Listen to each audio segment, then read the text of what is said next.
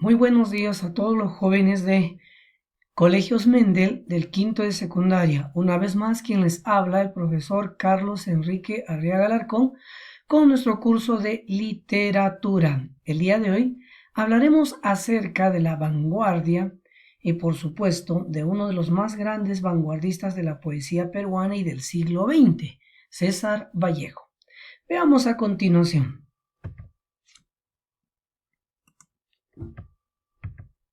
Ahí tenemos la clásica postura, la foto célebre de César Vallejo, que estaba justamente al lado compartiendo espacio con Georgie Pilipar, quien sería su esposa.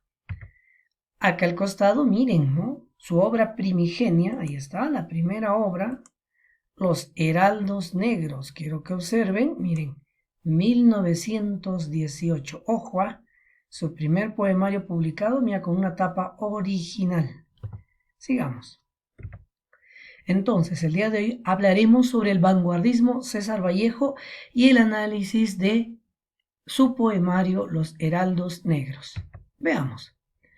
Empecemos primero recordando qué es el vanguardismo. No se olviden que la palabra vanguardia significa ir delante, ¿no? Como oposición a retaguardia, que significa ir detrás. Pues partamos entonces bajo este criterio de qué fue la vanguardia en la literatura. Dicen que, como ven ustedes acá en nuestro PowerPoint, el vanguardismo ya fue una suerte de reacción contra todas las corrientes literarias, ¿ya? Contra todas las corrientes literarias que se había cultivado hasta la segunda mitad del siglo XIX. Provocó una reacción que aspiró, dice, a romper con el pasado, ¿ya? Una reacción que buscó crear una literatura nueva a partir del siglo XX. Los primeros cambios literarios van a ocurrir en Francia, donde aparece el impresionismo, que es un preludio del vanguardismo. Bueno, luego en Italia el futurismo, luego el cubismo francés, el dadaísmo y el superrealismo, que florecen junto al ultraísmo, que por cierto viene de la revista Ultra, que aparece en España. Y así todos estos ismos, se habrán dado cuenta, viene de vanguardismos, ismos, porque eran varios ismos que tenían, como dice acá, características en común, que tenían las mismas características, que compartían las mismas características. ¿Cuáles son? Básicamente dos. Negación consciente de todo el pasado, o sea, Dios el pasado, ¿no? Y segundo, afirmar una literatura original. Y es así que en América va a surgir una vanguardia original donde va a haber sus propias características, como verán ustedes acá.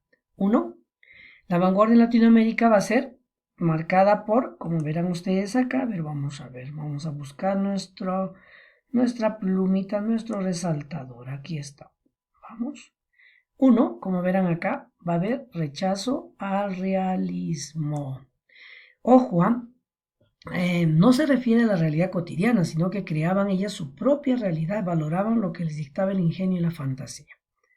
Segundo, renovar completamente la metáfora, convirtiendo la metáfora en una imagen sugerente que no pretende ser traducida, ojo, en un enunciado racional. 3. Rindieron culto, ojo, rindieron culto a la novedad y la sorpresa. Violentaron, dice, la estructura formal del poema y jugaron con la disposición gráfica de estos. Aparecieron, acuérdense, por ejemplo, los caligramas.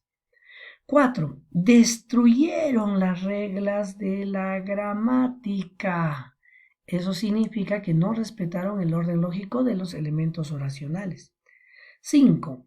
Utilizaron un verso absolutamente libre y abandonaron la rima. Entonces el verso libre, no se olviden. 6. Transmitieron sensaciones, no un argumento. Excluyeron el relato, lo anecdótico, aparecieron las gitanjáforas. Ese juego de palabras que se hace, ¿no? Como por ejemplo acá que no tiene ningún significado, como la ribambamositecerella, ¿no? Juego de palabras. Y por último, Una séptima característica es que introdujeron en sus poemas, ojo, elementos de los tiempos modernos, como por ejemplo la tecnología, aparece el carro, la máquina dentro de la poesía. Como verán entonces, hemos visto 7 características de la vanguardia en América Latina. Un repaso final, no se olviden que entre el vanguardismo que tenemos, impresionismo, expresionismo, futurismo, cubismo, dadaísmo, superrealismo, ultraísmo, entre otros, como por ejemplo el imaginismo y el creacionismo. Muy bien, jóvenes, no se olviden que la vanguardia, ¿qué es lo que busca? Negar todo el pasado y hacer una nueva originalidad o crear algo original. En el caso de América Latina, como hemos visto, habían 7 características. Sigamos. Uno de los poetas más representativos de la poesía peruana y uno de los vanguardistas más importantes del siglo XX a nivel mundial, César Vallejo Mendoza. Nació en 1892 en Santiago de Chuco, La Libertad, y falleció en 1938 en París. Algunos detalles de su vida. Primero, la corriente. Ustedes deben saber que inicialmente él empieza siendo un modernista final, pero nosotros le decimos posmodernismo. Y luego evoluciona hacia el vanguardismo, con ciertos atisbos románticos y clásicos, por cierto, interesantes en la poesía de Vallejo. Sigamos. Su sobrenombre, bueno, sus amigos en el Grupo Norte, allá en Trujillo, le decían el Cholo. Después lo llamaron por su obra poética el poeta del dolor humano y finalmente alcanzó la dimensión universal y lo llamaron poeta universal. Nacimiento, como les dije, César Abraham Vallejo Mendoza nace en Santiago de Chuco, en el departamento de La Libertad, el 16 de mayo de 1892. Fue nieto, dice, por línea materna y paterna de un sacerdote español de origen gallego e una india, Chimú, y él terminó siendo el menor de 11 hermanos, ¿no? Desde pequeño dice que lo abocaron para ser sacerdote. Y él de buena forma lo aceptó siendo niño, por eso su poesía contiene muchas alusiones litúrgicas. Sigamos. Estudios. Estudió sus estudios primarios y secundarios primero en Santiago de Chuco y en Huamachuco respectivamente. En 1910 va a ingresar a la Facultad de Letras de la Universidad de Trujillo y para 1911 va a ingresar a la Universidad Mayor de San Marcos, a la Facultad de Medicina. Dice que los abandonaría por falta de recursos económicos. Durante un tiempo trabaja en el asiento minero de Quirubilca y también en una hacienda del Valle de Chicama, donde él va a observar el sufrimiento de los indios y la clase trabajadora, la explotación, pues, ¿no? Sigamos. En 1913 regresa a Trujillo con el propósito de retomar sus estudios universitarios en letras.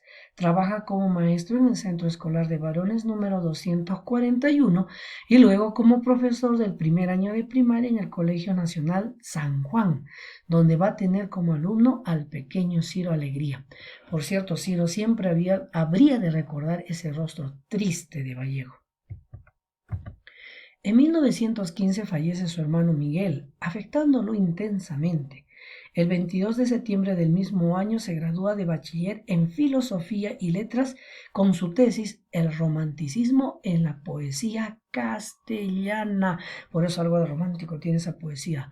Muy bien, sigamos. En 1916 establece amistad con un grupo de jóvenes intelectuales que se denomina la Bohemia de Trujillo. Oigan, no se olviden que la Bohemia de Trujillo es el Grupo Norte, ese Grupo Norte donde estaba Antenor Orrego, acuérdense, José Eulogio Garrido, Víctor Raúl, ¿no? Aya de la Torre, Alcides Espelucín, entre otros. No olvidarse, chicos, que era un grupo de intelectuales y también, por supuesto, escritores y poetas. Muy bien, sigamos adelante. Se va a enamorar por aquellos años de María Rosa Sandoval, la famosa María, joven atractiva e inteligente que fue la musa inspiradora de algunos de los poemas de Heraldos Negros. En 1917 conoce a Mirto, Zoila Rosa Cuadra, una muchacha de 15 años quien lo va a volver loco, va a tener un romance corto y apasionado y al parecer Vallejo intentaría suicidarse. Sus amigos son los que lo van a detener. Para 1918, ustedes saben, un año clave para él. Su madre fallece el 9 de agosto. En febrero ya había fallecido su musa inspiradora María Rosa Sandoval, uno de sus grandes amores. Pero también ese año publicaría su primer poemario. Ahí lo tienen. Los Heraldos Negros. Los Heraldos Negros, primer poemario que debió haber visto la luz para 1918, pero por un tema de demoras salió en 1919. Muy bien. Este primer poemario, no te olvides que lo revela como un gran poeta postmodernista o del modernismo final. Sigamos. En 1920, no sé si ustedes recordarán, regresa a su tierra, a Santiago de Chuco, para despedirse de su tierra, pero en la fiesta patronal del patrón Santiago, lamentablemente hubo un saqueo e incendio de una casa comercial de una familia allá muy conocida, ¿no? Y lamentablemente lo van a acusar a él de haber encabezado este saqueo e incendio y lo van a recluir en prisión durante un tiempo. Ahí escribiría un concurso, bueno, participaría en realidad en un concurso escribiendo un poema y presentándolo a este concurso que es Oda al Marqués de Torre Tagle, que lo escribió, por cierto, con un seudónimo para que nadie supiera quién era. Pero también estando en la cárcel va a concebir uno de los libros más importantes de la poesía mundial del siglo XX, Trilce. Algunos de sus poemas, dice, fue inspirado por Otilia Villanueva. Pero también ahí escribiría o concibiría sus cuentos, escalas melografiadas. Después de probar su inocencia media, sale en libertad, publicando justamente en 1922 Trilce y en 1923 su famosa Fabla Salvaje. Sigamos. En 1923 también toma la decisión definitiva de viajar a Europa, radicando fundamentalmente en París durante muchos años y pasando penurias. Colaboraría desde allí con revistas como Variedades, Presente y Amauta. Y en 1929 contrae matrimonio con la francesa Georgette Philippard, quien incluso vende la casa para hacer todo un recorrido viajero por varios países y capitales y ciudades de Europa, como por ejemplo recorren Rusia, Moscú, ¿no? Berlín, Venecia, Florencia, Praga, Viena, Roma y otras ciudades europeas. En 1930, ojo, fue un año fundamental para él, el gobierno francés lo expulsa a César Vallejo de ese país por su militancia en el Partido Comunista. Se va a asilar en España, Madrid, donde va a pasar una terrible estrechez económica, pero también, estando allá, sale a la luz la segunda edición de Trilce, la edición que le permitiría revelarse como gran poeta vanguardista en Europa. Cuando Trilce se publicó en el Perú, no pasó más que, de alguna manera, dice, desapercibido o conocido entre un pequeño círculo de intelectuales y artistas del Perú. Pero en España, 1930, con la segunda edición de Trilce, todo un boom. También por aquellos años concibe su novela El Tungsteno, ¿ya? Y por supuesto también por aquellos años escribe su cuentito Paco Yunque, que por cierto nadie lo quiso publicar. Bien, sigamos adelante. En 1932 César Vallejo y su esposa regresan a Francia. Fatigado y enfermo termina de escribir Moscú contra Moscú, que luego titulará Entre dos orillas corre el río, que es una obra de teatro, una comedia dramática en donde expresa su pensamiento social.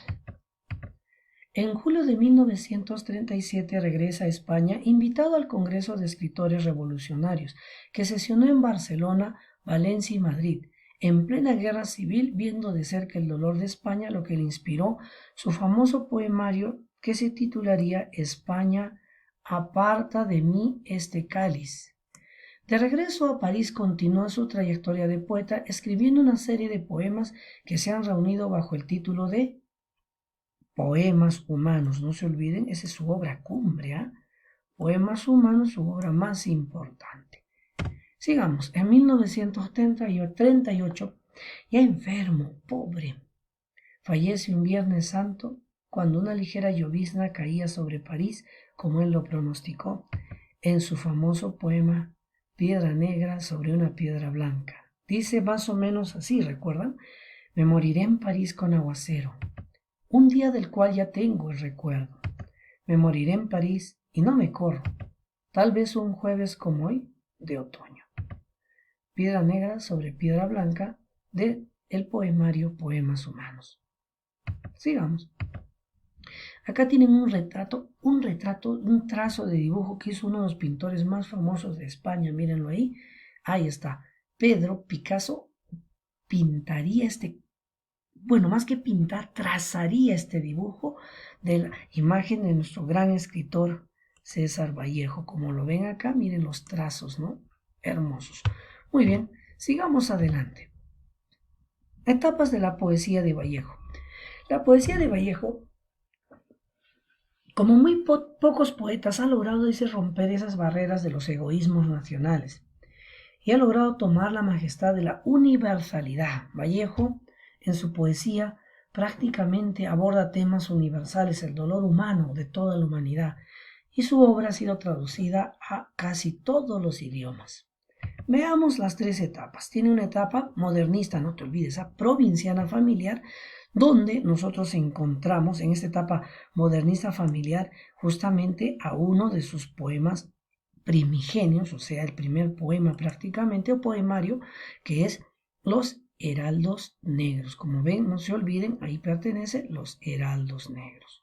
Segunda etapa es una etapa vanguardista, es humana, melancólica, de recuerdos familiares que se mezclan con el presidio, o sea, con la prisión que tuvo, ¿se acuerdan ustedes? Pero a esta etapa pertenece justamente su obra que ven, Trilce. No se van a olvidar que Trilce es la obra donde adopta el verso libre, rompe con las formas tradicionales, rompe con la sintaxis y crea nuevas palabras. Incluso el mismo título Trilce, recuerdan, viene de las palabras triste y dulce, aunque en realidad, para serles más sincero, este título viene de cuando estaba publicando el poema, sus amigos le dijeron, ¿cómo le vas a titular Cráneos de Bronce? Y él iba a firmar con el apelativo de César Perú. Todos se burlaron, así que él decidió cambiar de nombre, solo que las primeras páginas ya habían sido impresas. Dice que el editor le dijo, te va a costar 3 soles más. Y Vallejo se puso a jugar, porque le gustaba hacer sonidos, acuérdense. Hasta se puso a jugar ahí, 3, 3, 3, 3, 3, 3, 3, 3, 3, 3, Trilce, y le salió. Y dijo, Trilce se titulará, aunque le pondré mi nombre, César Vallejo. Y así salió publicado, pues, esa gran obra que pertenece a la etapa vanguardista. Y por último, viene su etapa comprometida o de compromiso social. No se olviden que algunos le llaman también la etapa del realismo socialista y su plenitud poética. Bueno, esta etapa es la etapa universal, humana, solidario con el hombre, ¿no? Elevando un himno y una protesta, así como con violencia nacería de esta etapa de compromiso justamente España parta de mí este cáliz, en homenaje a los caídos en la Guerra Civil Española, y por supuesto su obra cumbre, Poemas Humanos. Entonces, resumiendo, con etapas 3, modernista donde pertenece Los Heraldos Negros, vanguardista donde pertenece Trilce, y su etapa comprometido de compromiso social donde pertenecen sus obras España parta de mí este cáliz y Poemas Humanos, que es la obra cumbre. Sigamos. Deben saber que su poesía tiene características. Y entre sus características, la primera es la libertad de creación. ¿Ya? O sea, César Vallejo no se ciña a ninguna escuela ni teoría literaria académica. Lo que él hace es expresar en un tono de protesta, de emoción, a partir de imágenes que parecen discontinuarse, pero que sin embargo se unen en un mismo denominador, que expresa el dolor. Por eso deben recordar ustedes que Vallejo en general tuvo libertad para crear expresando el dolor humano. Segunda característica, amor por humanidad. Su amor es a lo colectivo, al todo, es una solidaridad con el dolor universal, no se olviden. Tercero, su lenguaje.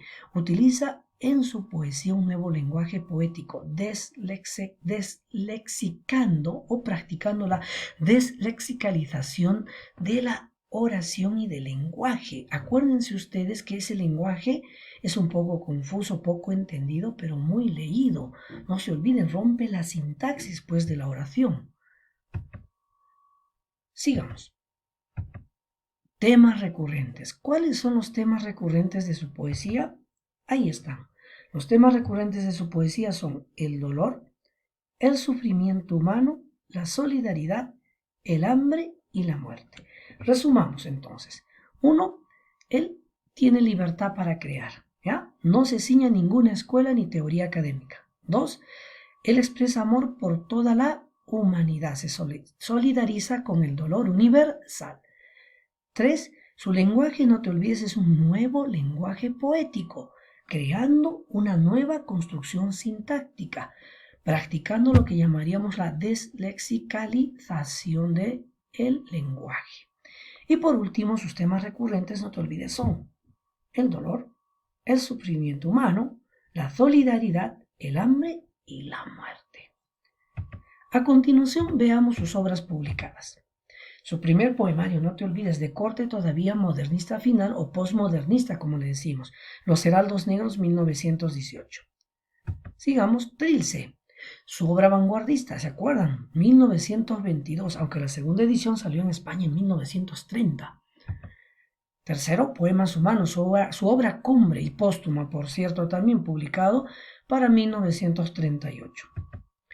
España aparta de mí este cáliz en homenaje a los caídos de la Guerra Civil Española, 1938. Dejamos la poesía, vamos a la narración. En la narración tenemos su colección de cuentos escalas melografiadas, donde justamente estaba el cuento Más allá de la vida y la muerte. Fabla salvaje, que es una suerte de novela corta o relato corto. El tungsteno, una novela que denuncia la explotación minera, ¿se acuerdan? En las minas de Quivilca, ¿no? ¿Ya? Novela que, por cierto, chicos, fue de alguna manera la que mostró el abuso, ¿no?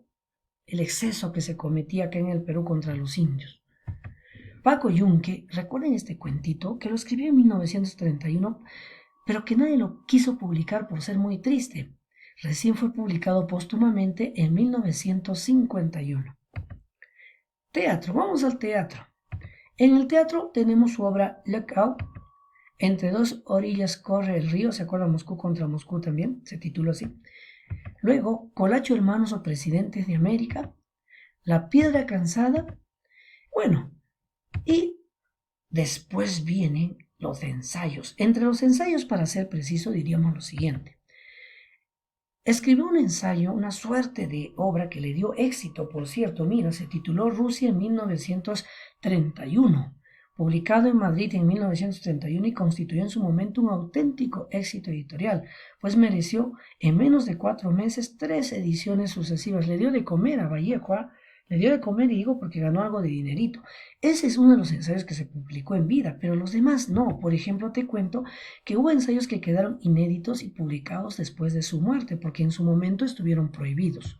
Por ejemplo, Rusia ante el segundo plan quinquenal, publicado en 1965, Contra el secreto profesional, que es un ensayo que ustedes lo han visto acá arriba, pero que lógicamente recién salió a la luz en 1973, publicado póstumamente, y luego El arte y la revolución, también publicado recién en 1973. En la USA había una pregunta sobre esa, ¿no? Decían, ¿qué ensayo fue publicado póstumamente, no? Y entonces ustedes ven que dentro de esos 3 ensayos póstumos están Rusia ante el segundo plan quinquenal, Contra el secreto profesional y El arte y la revolución. Listo, sigamos. Vamos a analizar ahora su poemario Los Heraldos Negros. Veamos. El poemario, el libro dice, ya su primer poemario, no te olvides, de corte modernista final, ¿no es cierto? Aunque decimos nosotros postmodernista. El libro está compuesto por 69 poemas, incluido el poema liminar, que acuérdense se titula Los Heraldos Negros y que da título a toda la obra.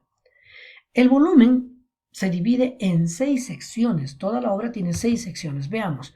Plafones ágiles, que tiene 11 poemas, Buzos, que tiene 4 poemas, De la Tierra, que tiene 10 poemas, Nostalgias Imperiales, 13 poemas, Truenos, 25 poemas, y Canciones del Hogar, 5 poemas. Como verán, ahí están las secciones del poemario en conjunto.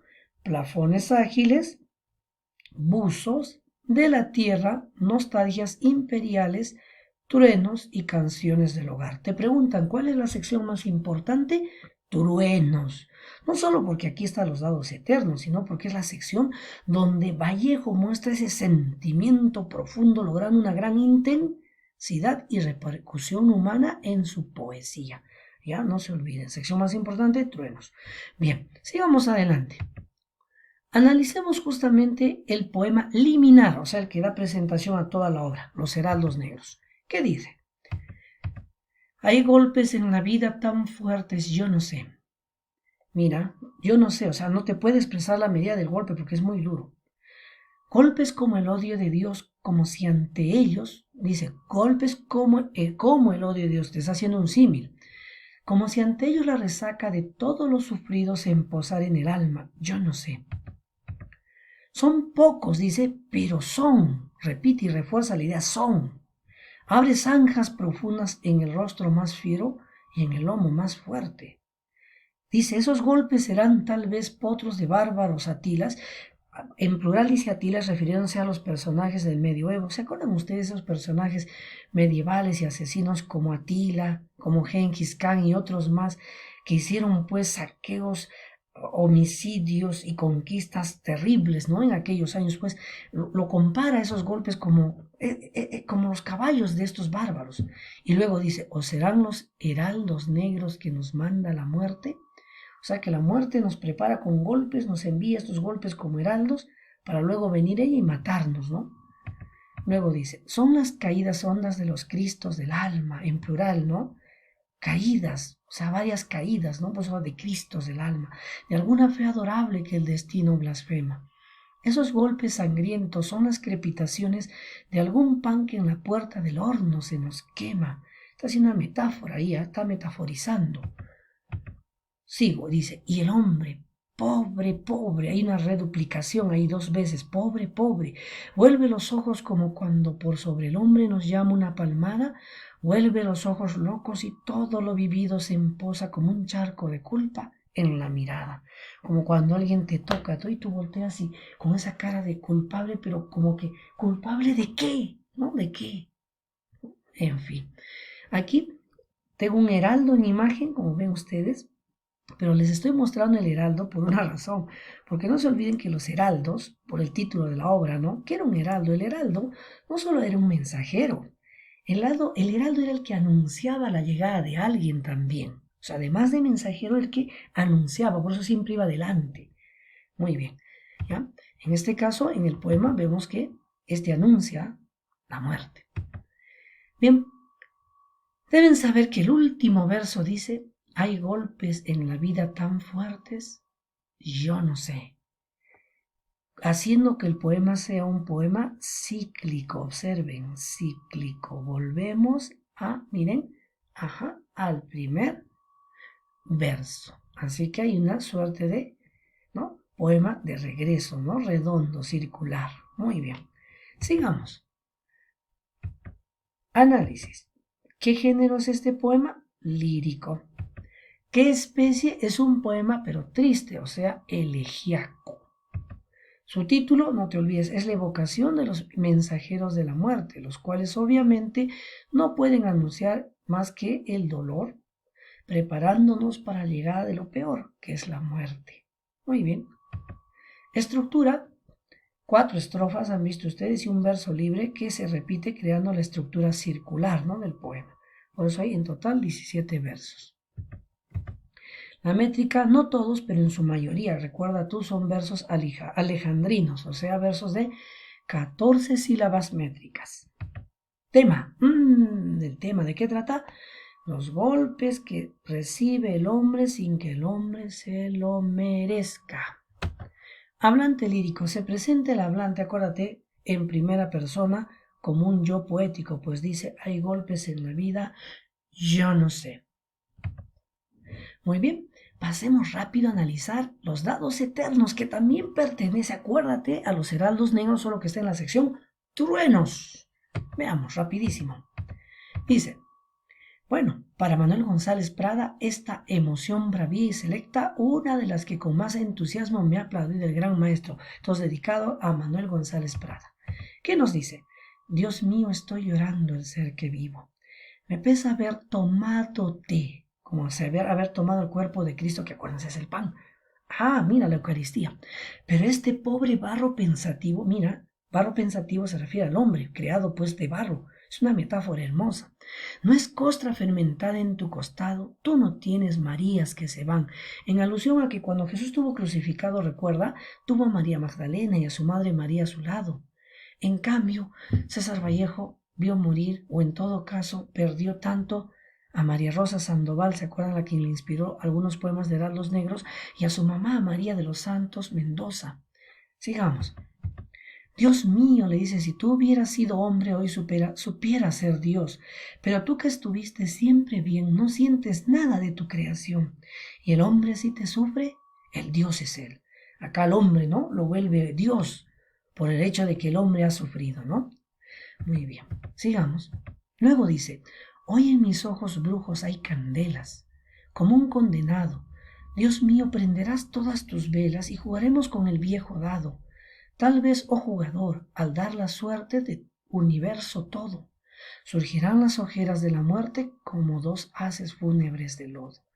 Entonces Dios va a empezar a jugar, ¿no?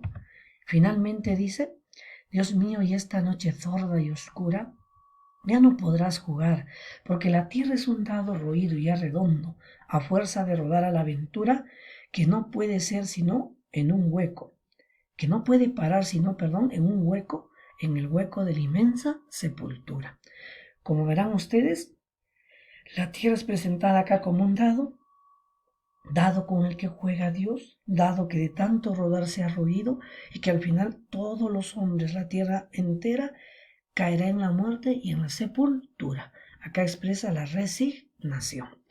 Muy bien, jóvenes, veámosle un análisis rapidísimo. El poema pertenece al género lírico. También es un poema elegíaco. Su estructura, como han visto ustedes, tiene 4 estrofas. 2 son quintetos porque tienen 5 versos. Una estrofa es una octava real porque tiene 8 versos y una es una sextina porque tiene 6 versos. La rima acá es consonante, como ustedes han visto. La métrica son versos endecasílabos y heptasílabos, o sea, de 11 y 7 sílabas métricas. El tema, como ustedes se habrán dado cuenta, el tema fundamental es el sufrimiento del hombre. Dios mío, estoy llorando el ser que vivo. Subtemas. Habla de la naturaleza de Dios, habla de un Dios jugador, habla de la tierra y del destino de la tierra.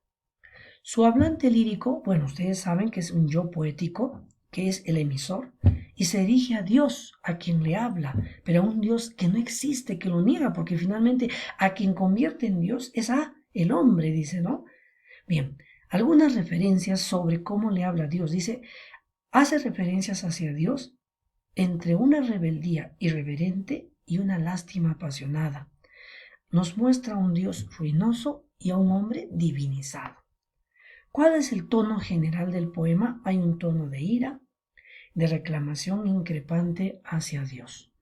Muy bien, chicos, hasta acá por el día de hoy. Ya, denle una revisadita a esto, no se olviden y nos vemos en las clases de el colegio. Bye, chicos.